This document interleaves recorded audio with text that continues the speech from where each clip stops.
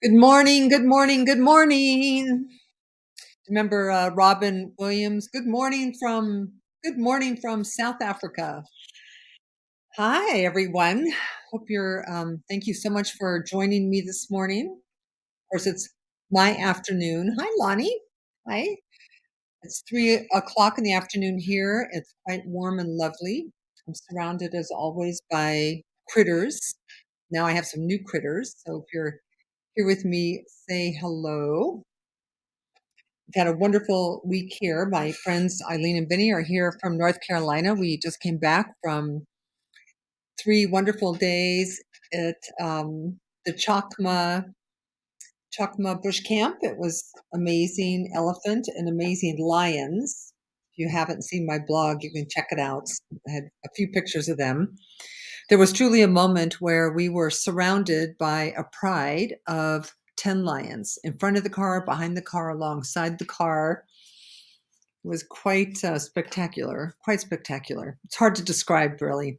And even though the pictures are really wonderful, it's all really also not the same as looking them in the eye and hearing them breathe and smelling their breath, which is quite nasty. So if you're joining me for the first time, my name is Reverend Denise Schubert. I am a New Thought minister. I'm here in South Africa on a 6-month safari of my own making, and into month 2, actually. I have many more months to go. We come together on Saturday. I love coming together with you to really shine spiritual light on the affairs in the world and on our personal lives. And we need it this week, right? I just cannot believe what's going on over there in my home country. I cannot believe the violence. Really, it's quite remarkable. It's kind of hurts your heart, right? It's like, people, can't we just get along? But we have to remember that we are spiritual beings living in a spiritual universe, that there's more to the story than just the ego's interpretation. There's more to the story than just violence. And we have to remember that love always wins. I think it was Gandhi that said, love always wins. No matter what, love always wins. And so we come together really to pray, to know the truth for ourselves and for our fellows, and to just be together for a little while. So I'm going to speak a word of blessing upon us, and then I'll talk about what's on my heart today, because it was sparked by an event in South on our safari. Every week it's like, what should I talk about? What should I talk about this, and so it always comes to me during the week, like something important that has to do with our own lives. Now, even though we do care about the whole world, and we do care, we want the world to work for every single person, every single animal. I also come from the perspective that the only power we really have at all is to work on ourselves. We hold ourselves in the light. We hold ourselves in love. We work on where we are angry and violent. We work on where we might be missing the mark. And as individuals awaken, as individual consciousness rises, collective consciousness also rises. And that one person who lays down the weapons in their own heart or in their own mind can go a long ways toward healing the violence in the world. So mostly we're working on ourselves. We come together to work on ourselves. But let's take a moment before we go into today's topic, simply by turning within with me for a moment. Turning within simply means to let the outer world, people, places, circumstances, and conditions to be where they are. Because remember, all of that is a crude and temporary representation of consciousness. Consciousness precedes forms, and matter flows from thoughts. And so when we turn within, we're turning within to that creative space within us that is whole and perfect, that creative space within us that is connected to the divine, whatever that means to you, that space and place within us that where love resides, where we can find peace, we can find joy, we can find all of the things that we're actually looking for in the outside world that are elusive sometimes. And so as we turn within, we connect to each other in recognition that the sacred part of me and the sacred part of you is the same. God cannot break itself into a bazillion pieces. So the fullness of whatever that means is right where you are and right where I am. And so it is from that place of connection, from that place of community, that I just bless our time together, knowing that it's for the greater good, knowing that it's for our own highest good, and that as we awaken, the world awakens. And so for the commitment that you have in being here today, I just know that it is fruitful. We just simply allow this time to unfold together. And so it is. Amen. Amen. Amen. Amen. So you may have noises in the background because I am in the African bush. That's where I am. So we are in this moment, I'm surrounded by 4 antelope, about 30 guinea fowl, and some hornbills, known as Zazu from The Lion King. So my topic today really has to do with listening as we move through life, right? Because you were born, and since you've been born, you've been moving through life in whatever way that you've been moving through life, right? That life never stands still. So we're infants, and then we're toddlers, and then we're young children, and then we're preteens, and then we're teens, and then we're young adults, and then we're adults. And as we move through life, we make plans, right? We kind of know where we're headed, or somebody else tells us where we're headed. Like your mother or your father might tell you you're off to college, or your mother or father might tell you that what's best for you is to get married and have children, whatever that happens to be. And what happened on the safari this week, which made me think about life from a spiritual perspective, is that we were going to the river. We were going to the river to do our daily game drive. And we were very excited about going to the river because in the river there are things like hippos and crocodiles where we weren't seeing them where we were. So we were driving. We were on our way to the river. And as we were on our way to the river, we stopped for half a second. And all of a sudden, to our right, we look over and these 10 lions are coming towards us, right? They're just kind of in a single line walking towards our vehicle and towards this little watering hole that we were at. And we had to make a decision in that moment whether we were going to stay on course and go to the river, or whether we were going to stay put and enjoy the lions. And we all decided to stay put and enjoy the lions. And we did. We were with them for at least an hour. And while they milled about and they communicated with each other and they cuddled and they slept, and it was quite remarkable.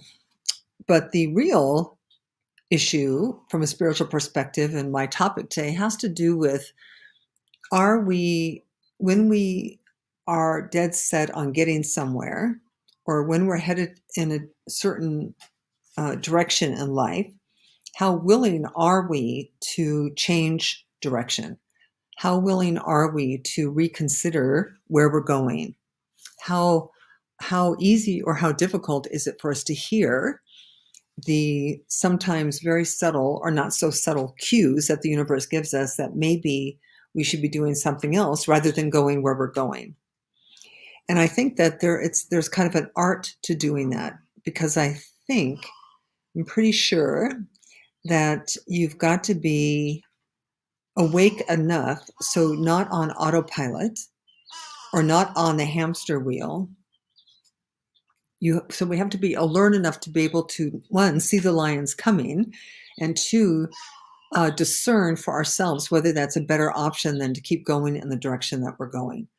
Now, I have to say that most people, myself included, up until a certain level of awakening in our consciousness, that we're kind of on autopilot, that we're just kind of going wherever the wind blows us. I suppose if we're really lucky, we could have a mission, like we could have a mission. We're in college getting a degree. We could have a mission to get married. We could have a mission to complete a project.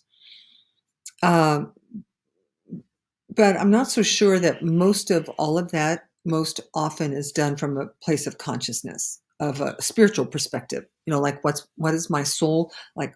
What is what? Let's see. How would I say this? I would say to anyone, if I were doing a talk on a Sunday morning, I would say that the universe is always working itself out for your greater good.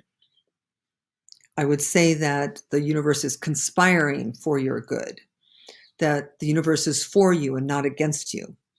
So that as we're navigating through life, there's a certain level of trust and a certain level of surrender that must come as we're navigating life, because I would say that the universe probably knows what our higher good is way better than we know what our higher good is, especially in an unawakened state, because in an unawakened state, we're not even sure, we're kind of on a mission, or we're in situations that we don't know how to get out of, or we do what other people think we should do. That very seldom is it a spiritually grounded, thoughtful discernment of what is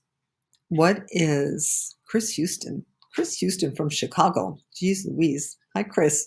Like, what is in our best interest? Like, what is my soul desiring?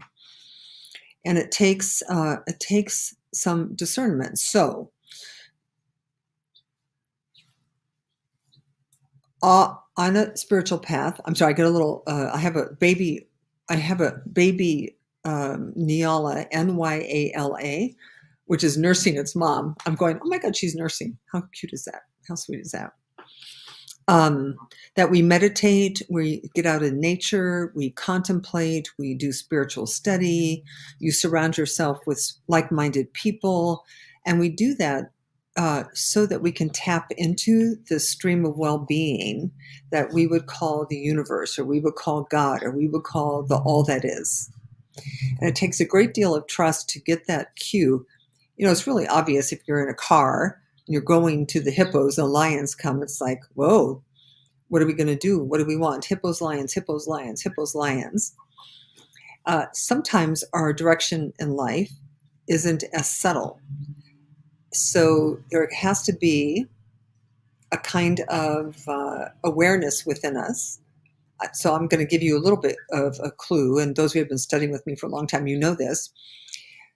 If it's a full body yes, so if I say to you, you want to go out to dinner with me, and you have a full body yes, I mean, there's nothing in you, a full body yes means everything in you wants to go. That's definitely a yes. You and I should be having dinner under any circumstances, because that's a clue. If it's a full body no, then we should not be having dinner. Now, this is where spiritual living gets tricky, because you're going to have to say no to me. You're going to have to say, no. Hi, Jan. You have to say, no, I don't want to have dinner with you. Now, I'm going to give you a way of working around that, because obviously we don't want to hurt people's feelings and we don't want to be rude. But the trickier one is the maybe, where it's not a full body yes and it's not a full body no. Do you guys know what I'm talking about? You know what a full body yes feels like, and you know what a full body no feels like. But do you know what it's the in-between space? My teacher and mentor, Dr. Michael Bernard Beckwith, would have said that a maybe is a no. That there is, unless, so he would say, unless it's a full body yes, it's a no. And a no, yes, and a no, just because the ego in and of itself, without a spiritual connection, without your spiritual awareness, the ego will not always choose what's best for your soul or what's best for your spirit or what's best for life or best for other people. Because the ego wants to be right. The ego doesn't want to disappoint people. The ego wants you to be liked above all else. So the ego is not interested in you being authentic. The ego is interested in you being right or loved. So we oftentimes do things in life that we don't really want to do, that we should not be doing, that we regret, but we keep doing them anyway. Like that thing where, ow, this hurts. What can I do? Well, stop doing that. So sometimes in life we're doing things that we should stop doing, or we should back out of doing. The ego does a funny thing with commitment, by the way. So if you say yes to having lunch with me, but then really you don't want to, do you understand what I'm saying? The time comes near, but you're just feeling kind of agitated and you'd rather not. Having lunch with me is really not the best thing to do. The best thing to do would be to renegotiate your commitment. Just renegotiate it. Just say, no, something came up and I'm not able to have lunch with you. Can we make it another time? You can back out of full body no's or even full body maybes if you're engaged in activities or commitments that no longer feed you, fuel you, excite you, enrich you, because you don't want to spend too much of your time and energy doing those things, ever really. So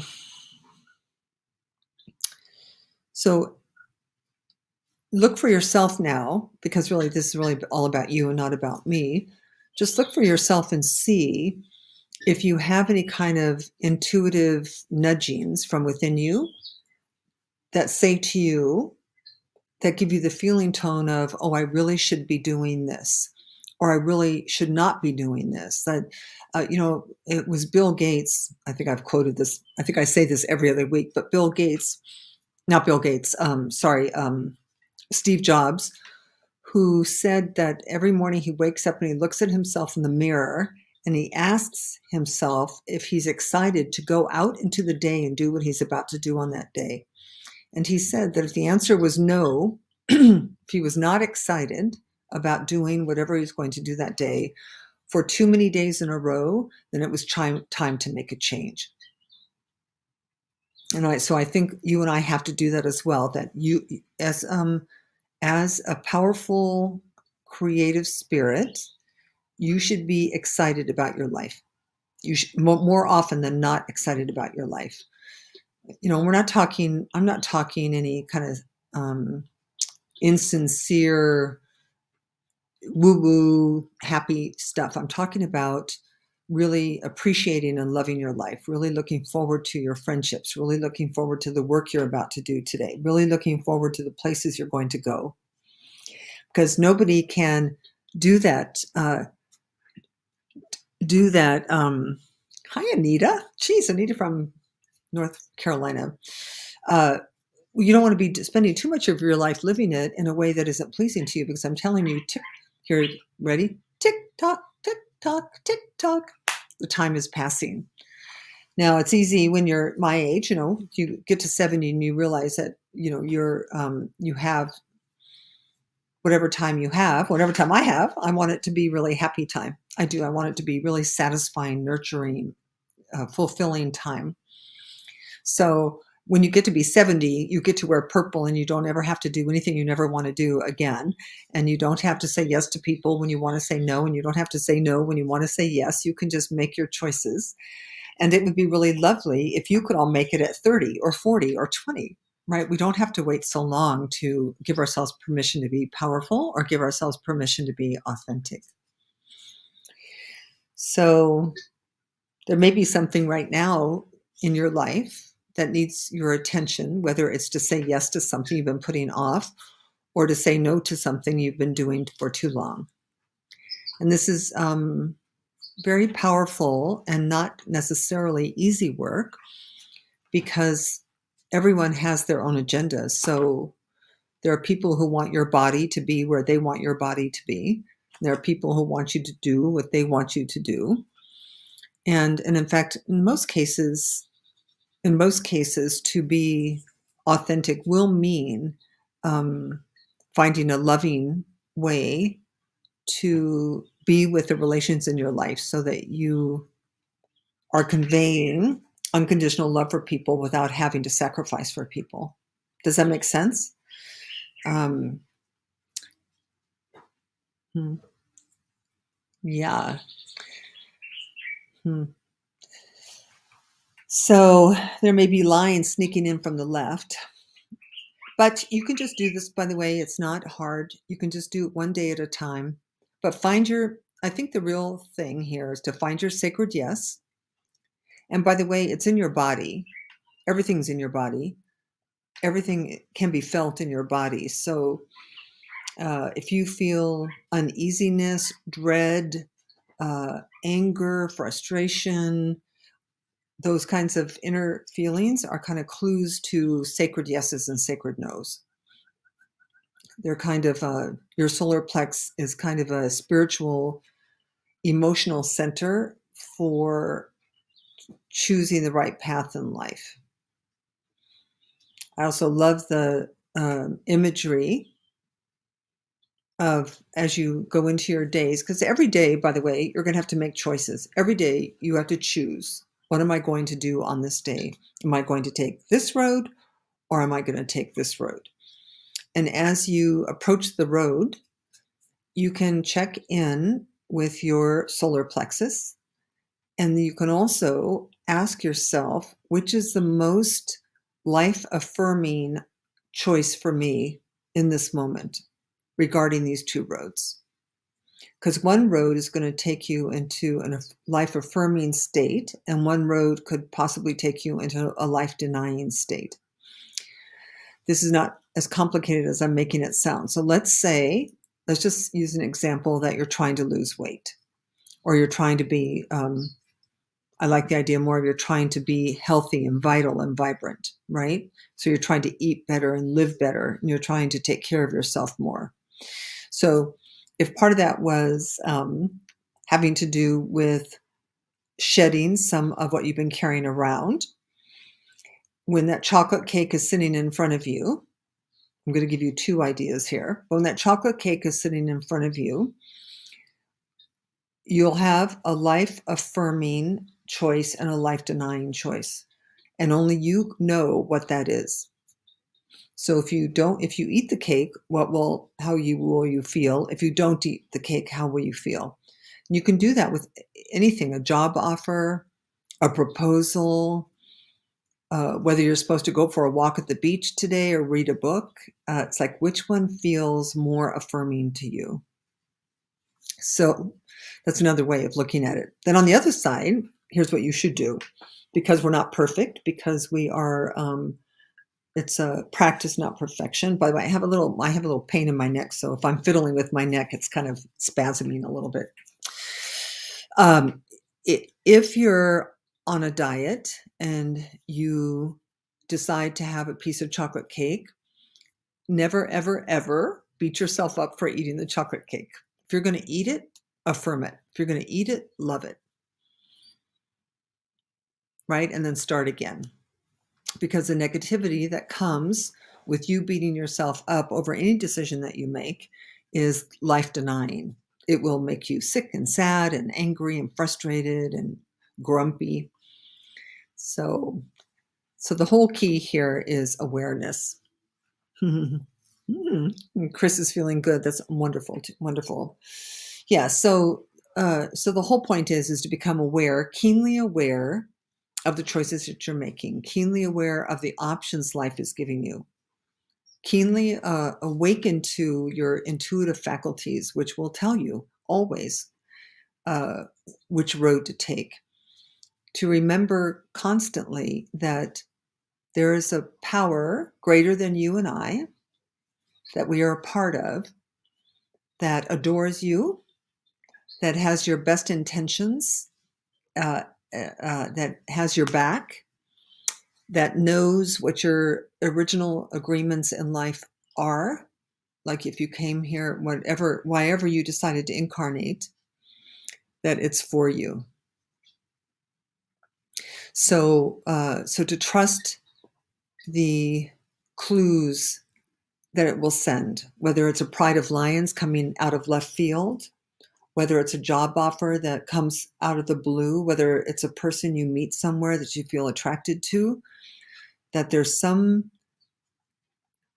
information that needs your attention so that you can make a spiritually informed decision.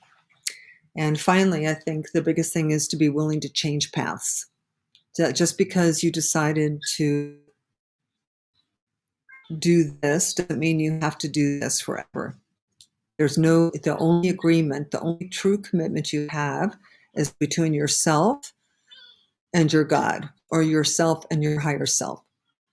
The commitments that you make to other human beings are wonderful, and we should make commitments, but every commitment to a human being on the ego level is negotiable, is renegotiable. You want to be paying mostly attention to your spirit. Yes? Do you know what I mean? Any questions? Yeah. While you're seeing if you have any questions, Michelle Love, look at you. I'm going to show you. I'm going to take you for a moment and show you this yard. So this is my backyard here in South Africa. Unfortunately, I think my Nyala have left, but these are guinea fowl and hornbills. And occasionally we have a leopard can walk through here, or a giraffe. And occasionally we have lots of antelope that come, and the warthogs. So it's quite fun. I'm having a great time here in South Africa. So that's it. That's my thoughts for the week. Listen, if you're not on my blog, if you're not getting my blog, you can sign up for it by going right here to my website, DeniseSchubert.com. If you want to donate money to the ministry to keep it all coming, you can do that as well by clicking on this link. And I think that's it. I'm no longer doing the Zoom afterwards, just because it wasn't very being well participated. So we'll put that on hold for a minute. I'm actually here in South Africa. I'm actually here until September. I'll be back in the United States September 20th for some period of time, and then we'll see what's next. But we're going to keep doing this on Saturday mornings. I like it. It keeps me putting earrings on at least once a week, because when you're out here in the bush, they don't really care. And I love, love, love spending time with you. Again, also, if any of you have any interest in coming to South Africa while I'm here, you should really let me know. I'd be happy to talk to you about what it would take.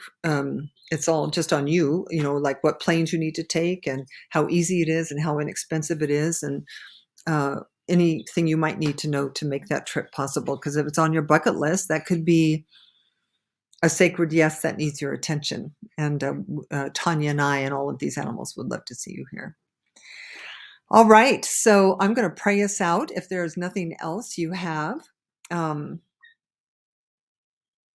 Again, as always, it's wonderful to be with you. So, all right. So let's turn within again. Once again, let's turn within together, letting your attention drop down into your heart space, letting your awareness turn to the part of you that is whole and perfect and complete, the part of you that is love, the part of you that is joyous, the part of you that is peaceful, the part of you that is free.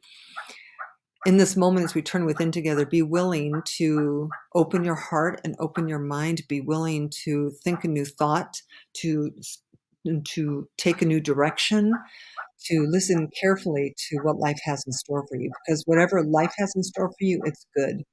I promise you it's good. We also take this moment to knowing our connection to each other and to all that is, whatever you want to call the all that is in your life, whether it's God or angels or science, it doesn't really matter. But we connect there knowing that every single person alive is connected there as well. Every single person. And that we send through our consciousness prayers and comfort to all of those who are suffering, to all of those who are grieving, to all of those who are angry, that we simply call forth that which is most true and authentic about every single living being, knowing that when we stand in our authentic self, when we stand in our spiritual self, we do not harm each other, we do not harm the earth, we do not harm animals. We live in a cooperative, communal bliss with each other. And this is a dream I hold and want myself to participate in for the rest of my life, and invite you to participate in that as well. And so we just simply allow our time together to be perfect, allow it to have given us whatever blessing we needed to be given, or whatever blessing we need to receive as we move forward into our week, finding our sacred yes, finding our sacred no, and letting the maybes just sit until the universe tells us what to do. And so until the next time we meet, love and blessings to you. We let it be, and so it is. Amen. Amen. So I'm here. You can always reach me on my email. I hope to see you again next Saturday. So peace and blessings. Have a wonderful week.